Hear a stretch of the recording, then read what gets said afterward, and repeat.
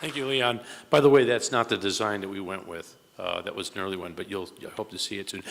The architectural firm we're working with is the same one that did the Gira Center, and so they know our campus and know a lot of things about us, and we're looking forward to some really nice things about it.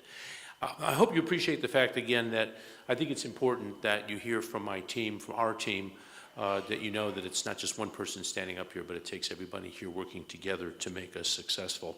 I just want to finish up very quickly on a couple concluding remarks about what my focus will be for this upcoming year. Again, the attention to the strategic plan is going to be number one thing. You'll be hearing a lot about it. We'll keep that in the forefront. We don't want that to become something that, again, is on a shelf. Enrollment will be important. The provost mentioned the fact that we're waiting for the census data, and we're looking forward to seeing the census data next week. Just a preliminary, just give you a sense of where we are today. We looked at the data for the end of the drop add period, and when you take into consideration first-year students coming in, transfer students, and readmits, we were up about 1% over where we were last year. So we saw an increase in the students coming in, which we want to thank the people from admissions working with us to make that happen. We'll know better next week what the numbers look like and really get into it. We continue to see the trend of first-year students, I would say staying home, staying closer to home, going to a community college and then transferring here later. Our first-year numbers, first-year students straight out of high school, down a little bit from last year, but are made up quite a bit by a number of transfer students who are selecting Frostburg State University after having studied somewhere else. In many cases, ACM or Garrett, and coming here after a year. So we are keeping a lot of the local students in the area.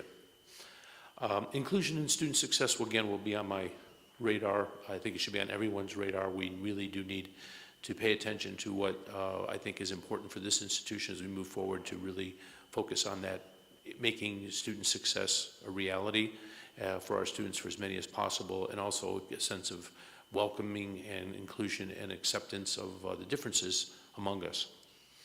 Resources. I want to spend just a couple seconds on this one because I think this is important and dear to the hearts of many people here. Certainly was something that I continued to hear and read about in the self-study, but also my first 2 years here. And the budgeting model, as you heard from Leon, we're changing it a bit instead of just focusing on expenses. We've taken what I call the checkbook model, or we're referring to as a checkbook model. How much money is in the checkbook? And that's what we're going to spend. I think in the past, and nothing against what has gone on, but we've been borrowing money, moving money around, and some of the changes you're seeing on campus now, improvements that you're seeing on campus, are a reflection of the fact that where we have not been putting money into some of our facilities, we're now making a commitment to do that up front. The budgeting model will continue, and that's where part of the question I've asked in charge Leon and his staff to work at is really understanding the budgeting model and how we should be looking at our support functions for the university. The provost will be looking at the academic side. We also need to do that for the staff side and the support side as well. We are going to undertake a salary study, and that's one of the goals we have. We do know that faculty and staff salaries are below where the USM benchmark is for us. We didn't get there overnight. We're not going to get out of it overnight, but if we don't start working on it, we'll never address it. So this year will be a year for us to understand where the gaps are in both faculty and staff salaries across the institution. We'll be doing a lot of benchmarking. That's why I think it's important we identify who our peer institutions are very carefully and our aspirational institutions so we can get a real handle on where we need to be. I want to thank the HR staff for working with us on this, and it's going to be a busy year for them too, working with us to give us the numbers for things we need so that we can then develop a plan over the next several years to start addressing those salary inequities that we have, the gaps that we have. So there is a commitment to make that happen, but if we don't start on it, it won't get done.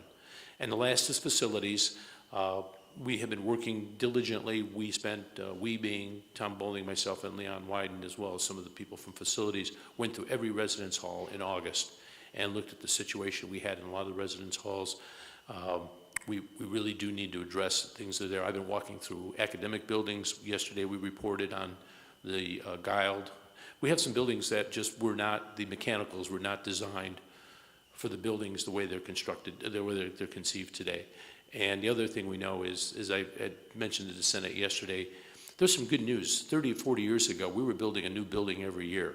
The bad news is those buildings are now 30 and 40 years old, and the roofs need to be replaced, and HVAC and mechanicals need to be replaced. It's not the sexiest part of the buildings, but it's stuff that students and faculty feel. So we really are addressing the facilities side of things and working with the university system to look for ways to address those facility needs. Continued transparency. I want to thank those who have said things about the fact that they're learning more about the university. I hope today's presentation was helpful for you to learn more about the budgeting process, more about what each of the vice presidents are doing in their areas. We'll continue to do that.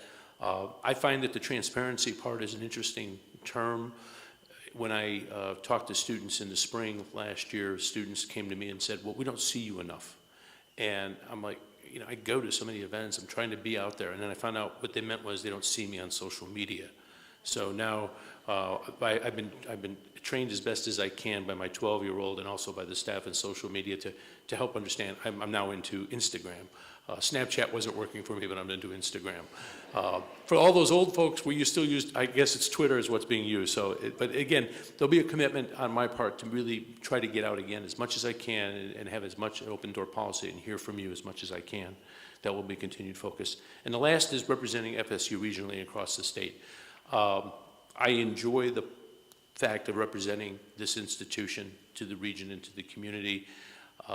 We are very well received in the area. I think Al joining us will help in increasing the visibility of the institution and helping faculty and staff and students get connected into the region.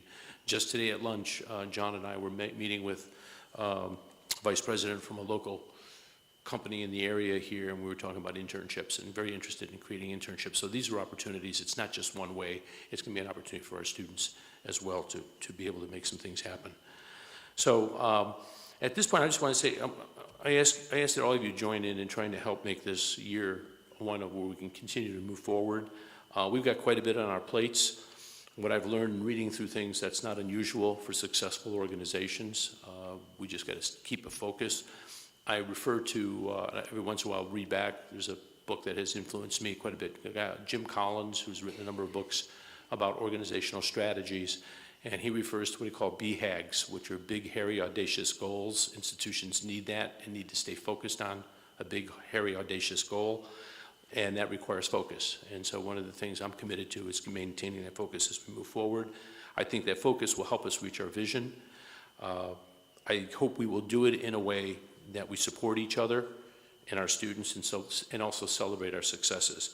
So at that point, I want to thank you, and I hope you all have a successful, enjoyable, and productive year. Thank you for being with us this afternoon.